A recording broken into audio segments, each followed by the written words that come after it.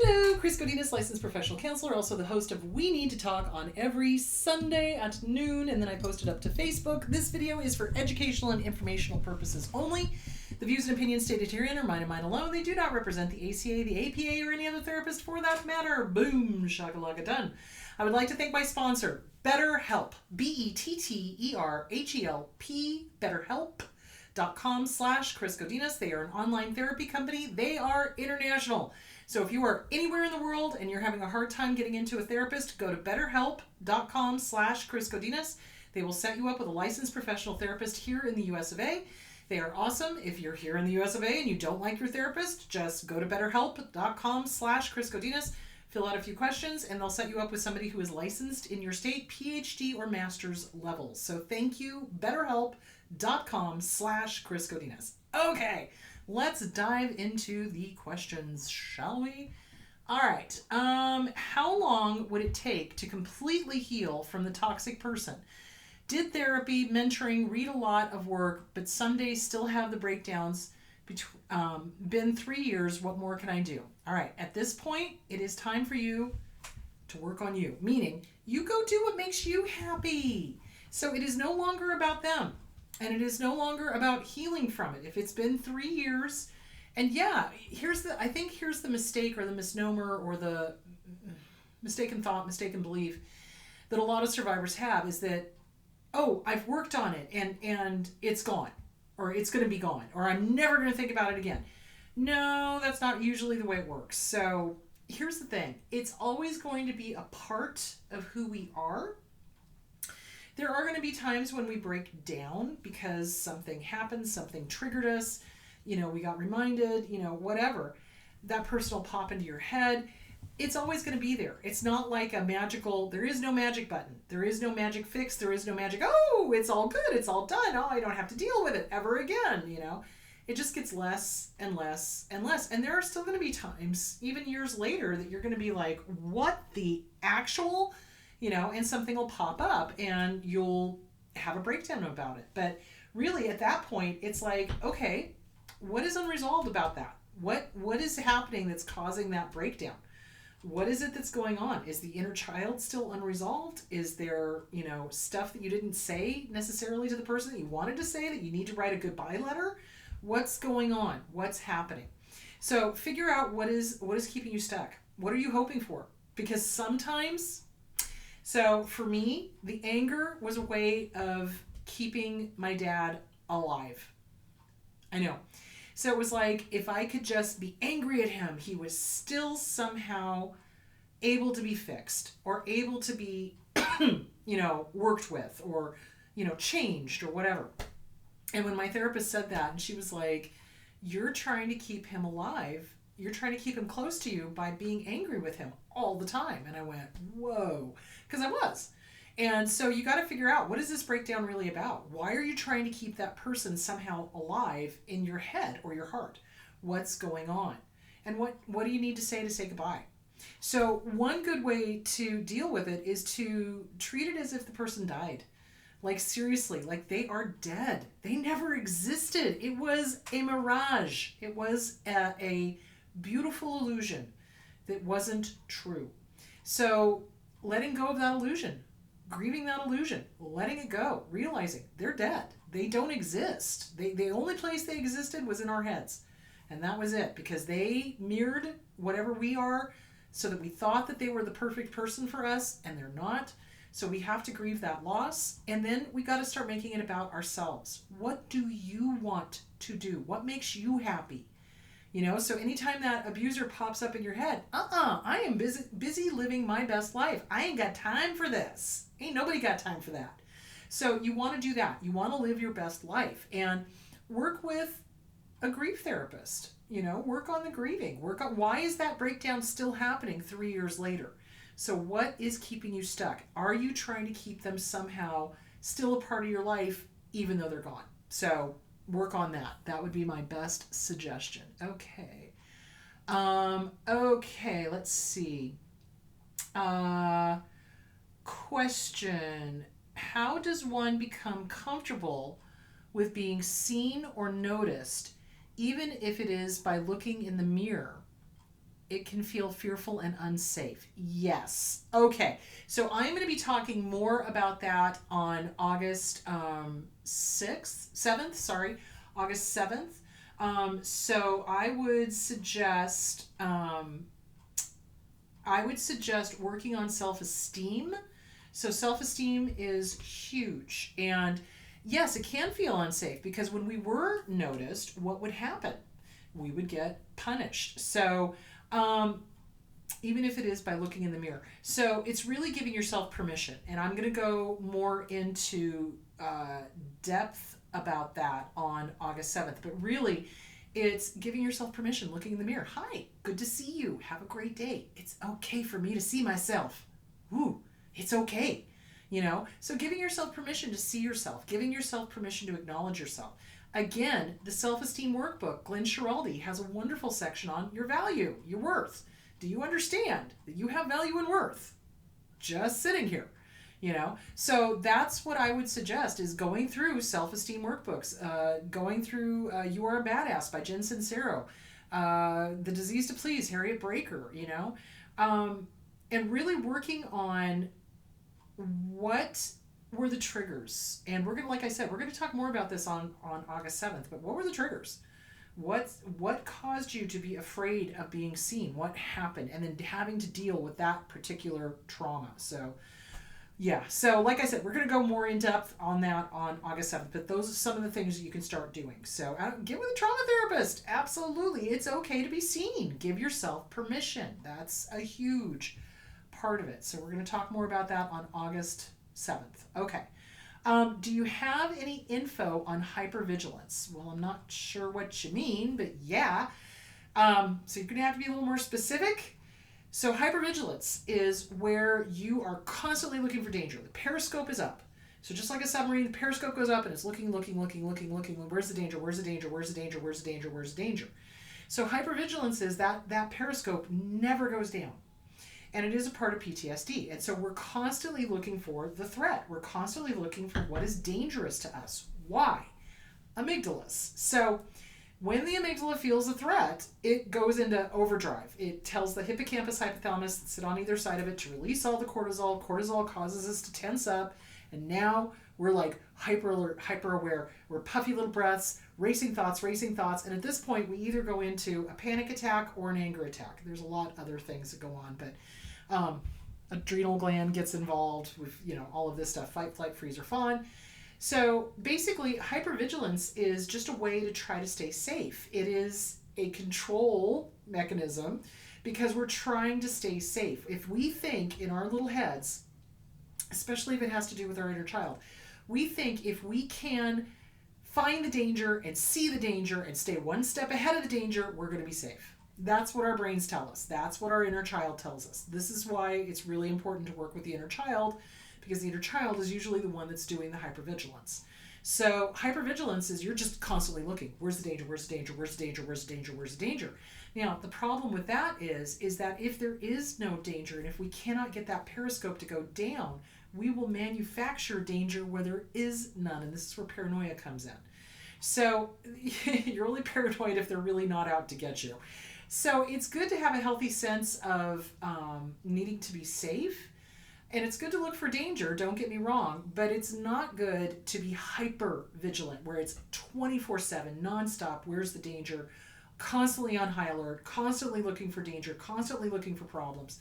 So hypervigilance is a part of that. That's all it is. It's just you're looking to stay safe, and it's a control thing. It's a way to feel like you are in control. If I can see the danger, if I can figure out what the danger is, if I can figure out who the bad guy is, then I stay in control and I am safe.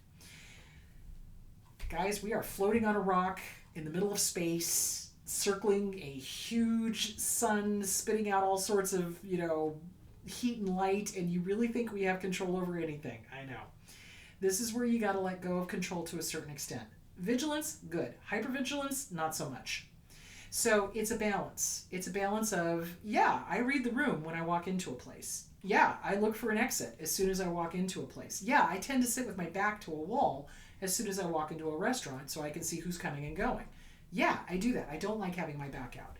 So, there's things you can do, and then there's Okay, they don't have anything where I can put my back up against a wall. It is what it is. Whew, okay, I'll just have to deal with it. So, and you let that go. So it's a matter of balance, and it's hard.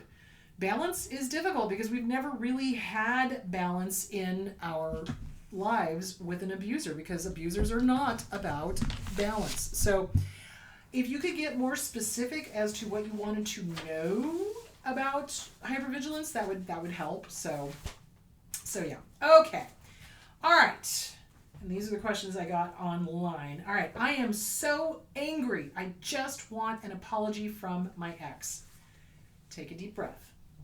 Abusers do not apologize sincerely. They apologize insincerely, absolutely.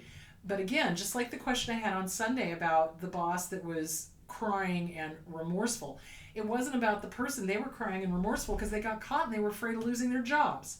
So abusers don't have empathy. Let me be clear on this, and let me say this again. Abusers do not have empathy. They are missing that empathy card, that empathy cog. They don't have it. It's not there. That is one of the hallmarks of every single abuser, is a lack of empathy. Almost all the personality disorders, when it gets malignant, lack of empathy. They do not have empathy. You must have empathy in order to truly apologize. You have to understand you're wrong. You have to have a moral compass. You have to get what you did wrong. Abusers don't ever think they ever did anything wrong. My dad would actually say, I've never done a wrong thing in my life. Really? Yeah, crazy. Totally cuckoo for Cocoa Puffs.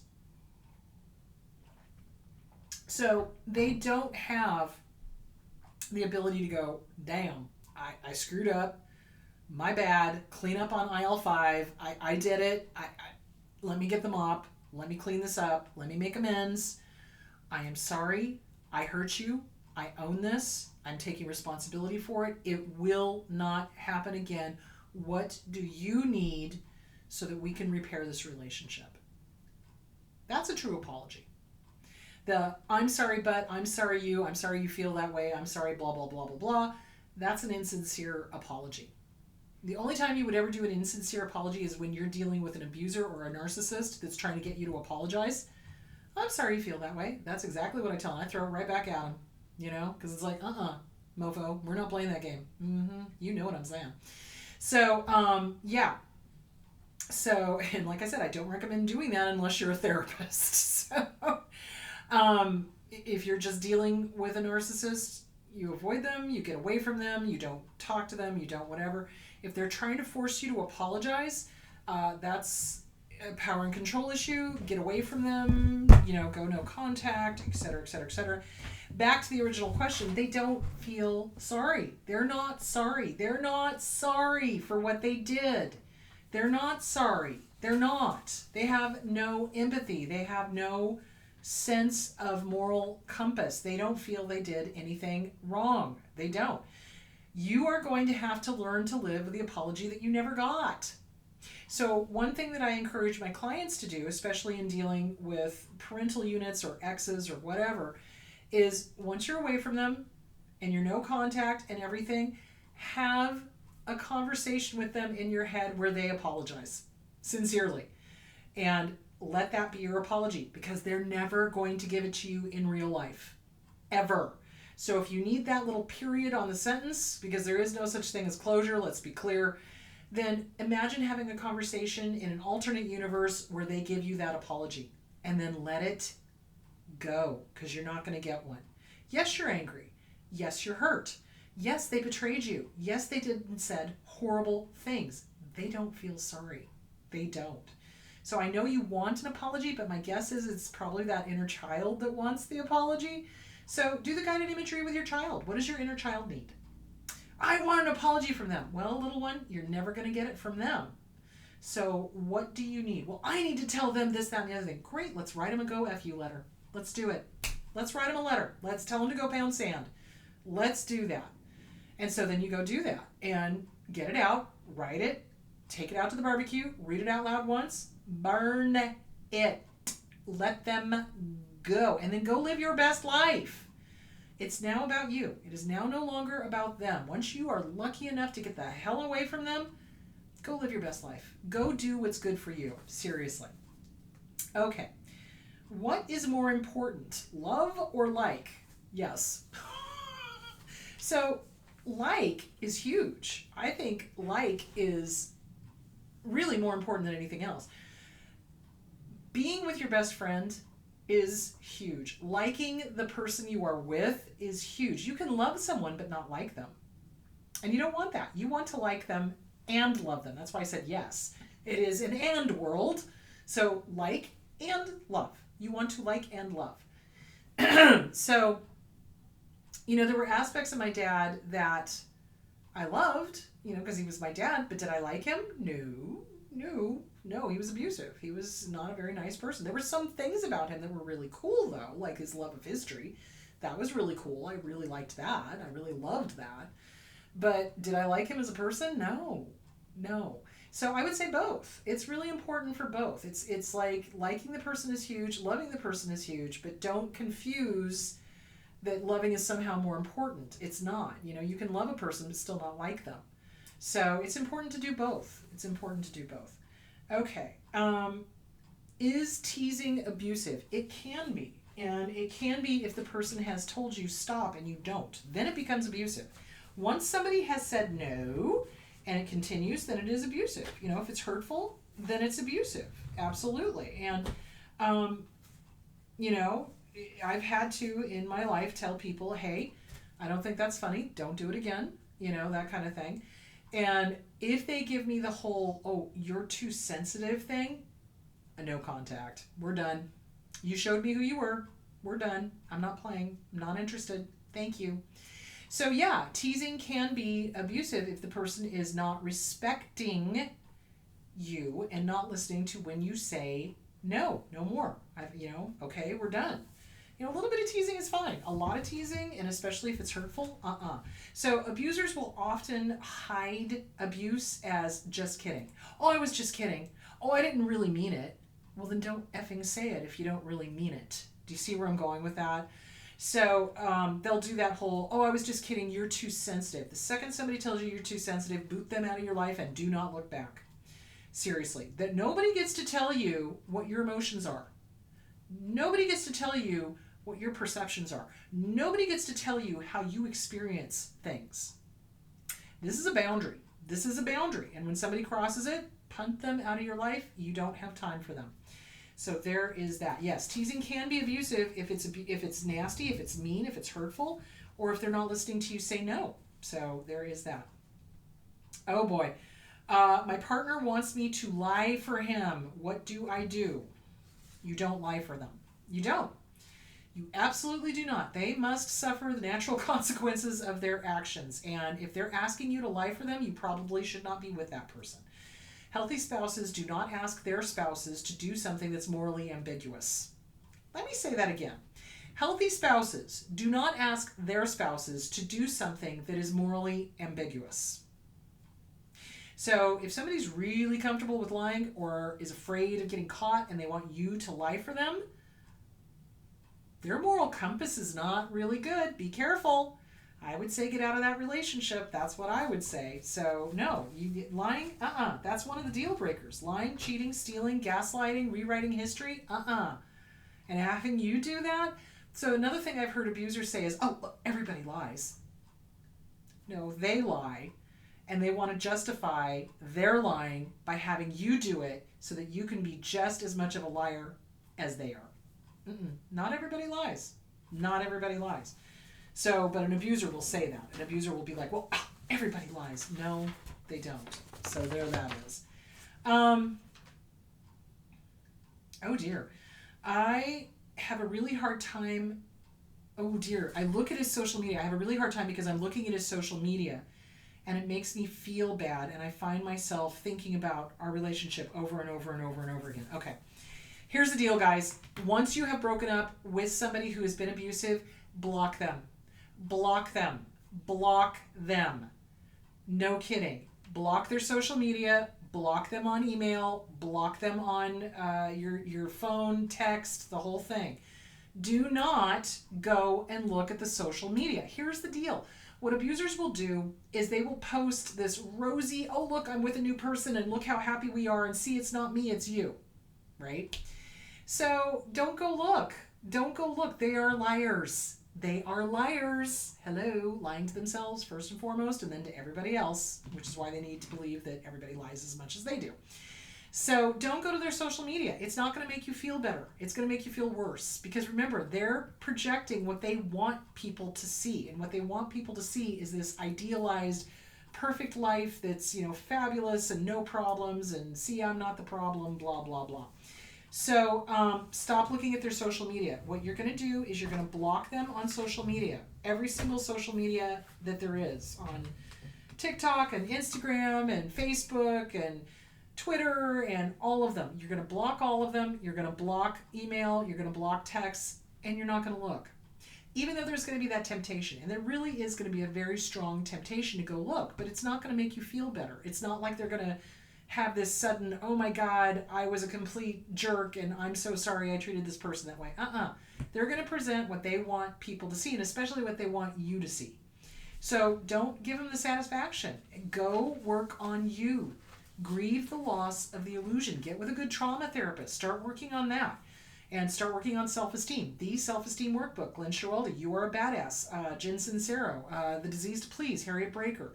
Work on any and all of those books. Do that and start working on you. Don't allow this person to take up residence in your head.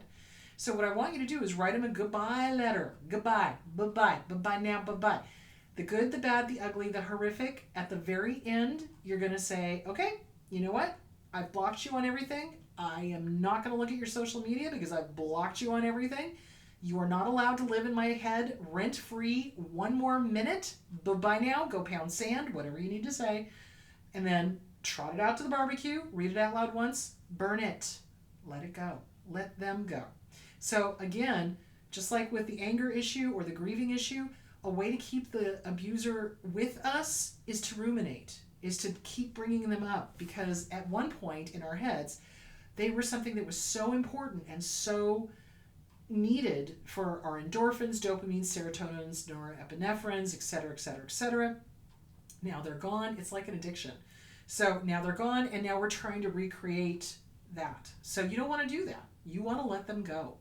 You want to let them die, basically. So let them go. Let them go. Let them go. All right.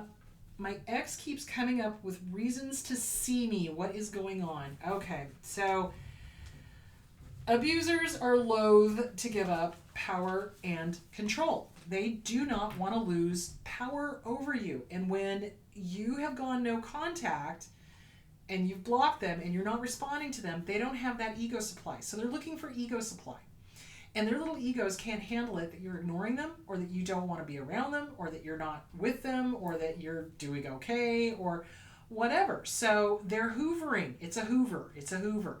So a hoover is a vacuum cleaner. They're trying to suck you back in to their drama and to their to being their ego supply. And you don't want that. You don't have time for that. Nobody has time for that. So what you're going to want to do is not. Like, if you've separated out all your stuff and there's absolutely no reason to see them and the reasons they're giving are not valid, then you say no. You have the right to say no. And no, they're not going to like that. Narcissists, abusers do not like it when people tell them no. They don't. Their egos don't like it at all because they think they're all powerful. So you're going to say no to them. So it's a way for them to try to suck you back in. It's a way to keep you hooked. It's a way to keep you on the line. It's a, on the back burner. Oh, well, if this one doesn't work out, I can always pull this one back in. And that's what they do. And they will contact 20 years later. So be aware of that. It's like, once an abuser, always an abuser. They don't change. And the only reason they reach out is because they want something. So be careful, and I would say cut them off completely. Okay, this is going to be our last question.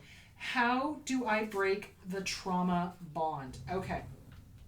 You basically get with a good trauma therapist. And you start working on CPTSD from Surviving to Thriving by Pete Walker. You start working on The Self-Esteem Workbook by Glenn Schiraldi. You Are a Badass by Jen Sincero. The Disease to Please, Harriet Breaker. Radical Self-Forgiveness, Colin Tipping. There's a whole bunch of good books. And you start breaking that by recognizing, okay, this was a trauma bond. This was not healthy. And you have no contact with them. Go no contact, like the previous question. So if they're constantly coming back in, the intermittent positive rewards, I love you, I hate you, I love you, I hate you, I love you, I hate you, I love you, I hate you, I'm here, I'm not here, I'm here, I'm not here, I'm here, I'm not here. That's all trauma bonding, so don't allow it. So go no contact, stay no contact. Work with a good trauma therapist, work on self-esteem, work on CPTSD from Surviving to Thriving, Pete Walker, work on the boundaries, work on the Codependence No More, by Melanie Melanie, hello, I've lost my mind. That one. Codependent No More and Beyond Codependent No More by Melanie MB. Yeah, brain gone. Anyway, that one. So, I'm sorry, I'm like, what? So, work on codependency. Work on all of that stuff. Work on your self-esteem. Work on, all the things you need to be working on. Do not have contact with them. There is a great book also called The Fantasy Bond. And I cannot remember who wrote that one either, dear Lord. But it's called The Fantasy Bond. And you want to work on that because it is. It's a fantasy that we've generated in our own heads because they mirrored to us who they thought we wanted to see. And they were right. And so, they were this illusion that we fell in love with, and bada bing, bada boom, not real. Love bombing dries up, and the discard and devalue starts, and the intermittent positive rewards, and come here, go away, come here, go away. So that's how you break the trauma bond, is you go no contact, you work with a good trauma therapist, you read all the books, you start working on you write the go pound sand letters to them and burn them, and you start working on what do you want? What do you need? How do you want to be loved? Because it's not intermittent positive rewards. I can guarantee you that. All right, guys. So remember, no show this Sunday. I'm taking the next 2 weeks off because I need a break and I'm hanging out with family. So going to be doing that. So on August 7th, I will be talking about being in the spotlight. Giving yourself positive affirmations, accepting compliments. Why is that so hard? So, and how to overcome that. So that's what we're going to talk about. All right, my loves, you guys go be good and have a good week, and I will see you on Wednesday. Talk to you later. Bye.